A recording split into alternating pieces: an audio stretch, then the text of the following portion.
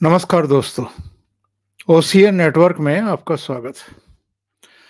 देवेंद्र फडणवीस अजित पवार से बहुत नाराज हैं और नाराजगी का आलम ये है कि जो बात वो एक फोन कॉल से कह सकते थे, उसके लिए उन्होंने अजित पवार को एक बहुत सख्त चिट्ठी लिखी है। ये नौबत क्यों आई है?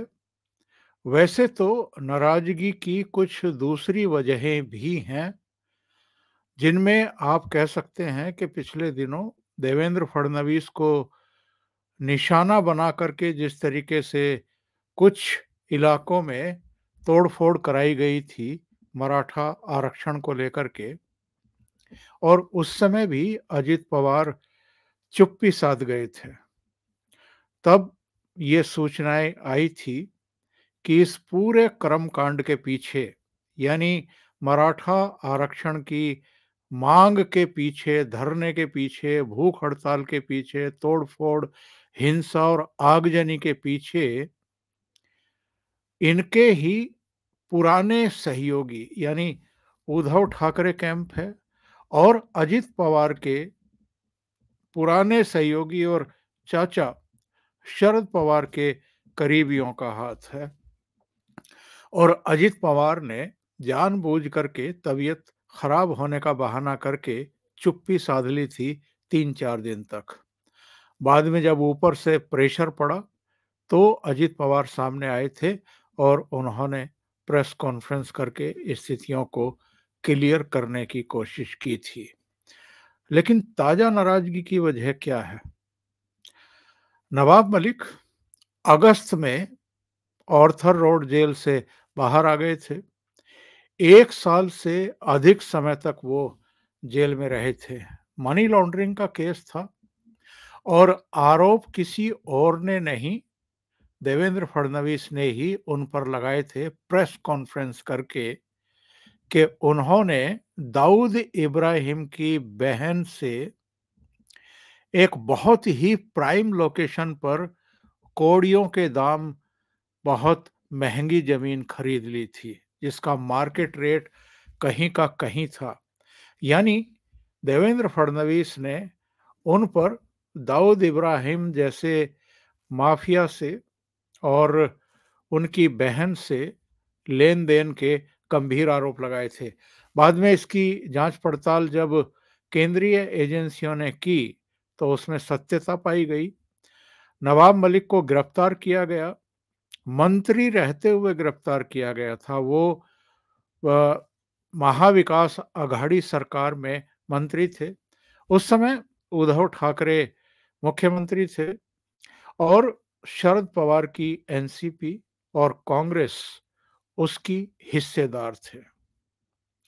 तो नवाब मलिक को बाद में न्यायिक हिरासत में भेजा गया, यानी जेल भेजा गया, और 1 साल से अधिक समय तक उनको जमानत तक नहीं मिल पाई थी। आपको याद होगा उनसे पहले जो तत्कालीन गृह मंत्री थे अनिल देशमुख, उनको भी गिरफ्तार किया गया था और सीबीआई के द्वारा किया गया था। उन पर भी मनी लॉन्ड्रिंग के ही गंभीर आरोप थे। बाद में ईडी उसमें इन्वॉल्व हुई थी और वो सारा प्रकरण अभी तक हमारी स्मृतियों में है कि उनको गिरफ्तार क्यों किया गया था। सचिन वाजे के जरिए उन्होंने मुंबई के बार, रेस्टोरेंट और होटलों वगैरह से हर महीने 100 करोड़ रुपए वसूलने का टारगेट दिया था। और ये खुलासा किसी और ने नहीं किया था, तब के मुंबई पुलिस कमिश्नर रहे परमवीर सिंह ने किया था, जब उनको आरोप लगा करके हटा दिया गया था। बहरहाल ताजा प्रकरण ये है कि नवाब मलिक चूंकि जेल से बाहर आए हैं और नागपुर में विधानसभा का सत्र चल रहा है, तो विधानसभा के सत्र में भाग लेने का आमंत्रण उन्हें किसी और ने नहीं, अजित पवार ने दिया है और वो नागपुर पहुंच भी गए। अजित पवार ने नागपुर में उनका स्वागत तक कर डाला और ना भूलें कि देवेंद्र फडणवीस का गृह जनपद नागपुर ही है, नागपुर से ही वो एमएलए चुन करके आते हैं। देवेंद्र फडणवीस को दो बातें बहुत नागवार गुजरी हैं। एक तो अजित पवार ने नागपुर सेशन में वहां पहुंचकर जिस तरीके से नागपुर आने पर उनका वेलकम किया, यानी नवाब मलिक का वेलकम किया, और दूसरे उनको अपने खेमे में शामिल कर लिया, क्योंकि विधानसभा सत्र में वो सत्ता पक्ष के पीछे की तरफ बेंचों पर बैठे हुए दिखाई दिए, यानी अजित पवार गुट के पीछे की तरफ बैठे हुए दिखाई दिए।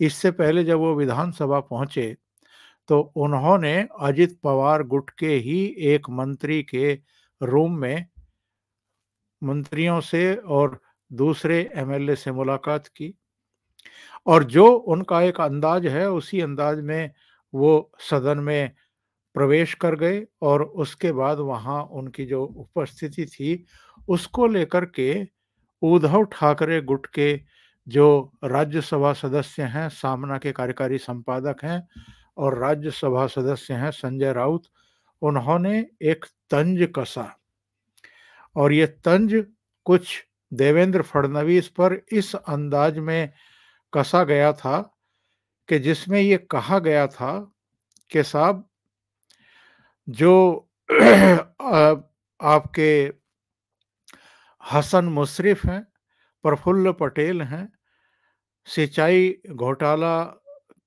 से प्रसिद्ध अजित पवार है, ईडी की कार्रवाई से प्रसिद्ध भावना गवली है, सरनाइक है, मुलुंड के नागदे पोपटलाल हैं, ये सब तो पहले से ही देवेंद्र फडणवीस के साथ थे, इस सरकार में शामिल थे, यानी अजित पवार के साथ थे, और अब तो नवाब मलिक भी इनके साथ आ गए हैं। यानी संजय राउत ने ये कहने की कोशिश की कि जिन नवाब मलिक के खिलाफ देवेंद्र फडणवीस ने नेता प्रतिपक्ष रहते हुए प्रेस कॉन्फ्रेंस करके एक तरीके से हमला बोला था, आक्रमण बोला था, वही नवाब मलिक अब सत्ता पक्ष के साथ हैं, यानी देवेंद्र फडणवीस और अजित पवार के साथ। इसी के बाद देवेंद्र फडणवीस का गुस्सा जो है वो 7वें आसमान पर पहुंचा, और उन्होंने अजित पवार को चिट्ठी लिख करके ये हिदायत दे डाली कि वो महायुति की जो एक भावना है उसका सम्मान करें, और चूंकि नवाब मलिक पर बहुत गंभीर किस्म के आरोप हैं, मनी लॉन्ड्रिंग के आरोप हैं, जब तक वो उन आरोपों से मुक्त नहीं हो जाते तब तक उनको महायुति में शामिल ना करें, यानी अपनी पार्टी में शामिल ना करें। अब इसके बाद से तमाम तरह के कयास लगाए जाने शुरू हो चुके हैं, और बहुत सारे लोग हैं महाराष्ट्र के जिनका ये कहना है कि जब एनसीपी को तोड़ करके अजित पवार को उप मुख्यमंत्री पद की शपथ दिलाई गई थी भारतीय जनता पार्टी और एकनाथ शिंदे गुट के द्वारा, तभी ये आशंकाएं व्यक्त की जाने लगी थी कि ये जो कुछ किया गया है ये बहुत भारी पड़ सकता है भारतीय जनता पार्टी को भी, देवेंद्र फडणवीस की छवि को भी, और इस सरकार को भी। लेकिन तब तमाम तरह की साफ सफाई दी गई थी, कहा गया था कि ये तो पहले उद्धव ठाकरे को, जो उन्होंने अक्टूबर-नवंबर 2019 में धोखाधड़ी की थी, धोखेबाजी की थी भाजपा के साथ, उसका बदला लिया गया था उनकी पार्टी को तोड़ करके और एकनाथ शिंदे को मुख्यमंत्री बना करके।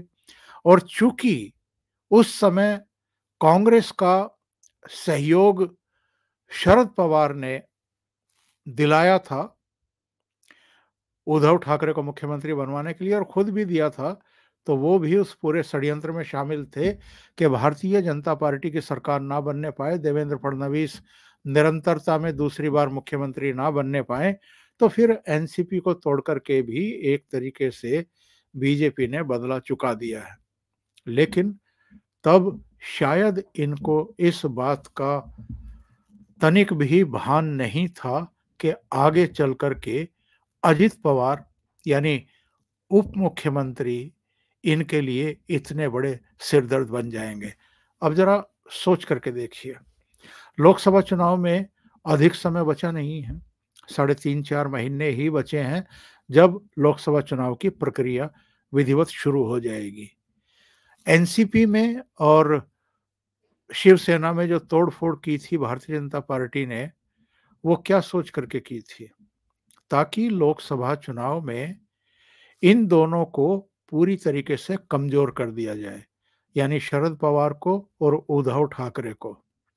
और जिस तरीके से उत्तर प्रदेश में भारतीय जनता पार्टी एक तरफ़ा सीटें जीतती है, उसी तरीके से 48 सीटों वाले महाराष्ट्र में भी अधिकांश सीटें जीतने में कामयाब हो जाए और इनकी हालत लगभग वैसी ही कर दी जाए जैसी 2019 के चुनाव में शरद पवार और कांग्रेस की हुई थी। शरद पवार को तब केवल 4 सीटें मिली थी लोकसभा की और कांग्रेस केवल 1 सीट चंद्रपुर वाली जीत पाई थी।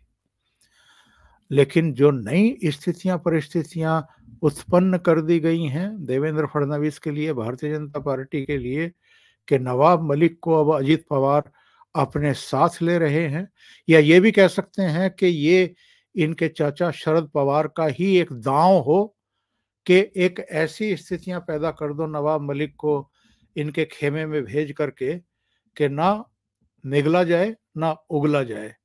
अब ये देखना बड़ा दिलचस्प होगा कि देवेंद्र फडणवीस की सख्त चिट्ठी के बाद अजित पवार का क्या रुख रहने वाला है, क्योंकि अजित पवार गुट के एक नेता ने तो बयान दाग दिया है कि नवाब मलिक जो है वो पार्टी की पसंद है, यानी अजित पवार के नेतृत्व वाली एनसीपी की पसंद है। और अगर ये टकराव आगे बढ़ा तो महाराष्ट्र की राजनीति में मुझे लगता है कि लोकसभा चुनाव से पहले कुछ और जलजले आएंगे। अभी के लिए इतना ही। बहुत बहुत धन्यवाद। अगर आपको ये चैनल और इसके कंटेंट पसंद आ रहे हैं तो लाइक करें, कमेंट करें, वीडियो को शेयर भी करें। अभी तक अगर आपने ये चैनल सब्सक्राइब नहीं किया है तो सब्सक्राइब कर लें और साथ में लगे बेल आइकॉन को दबा दें ताकि आगे आने वाले वीडियो और उनके नोटिफिकेशन आप तक पहुंचते रहें। बहुत बहुत धन्यवाद। नमस्कार।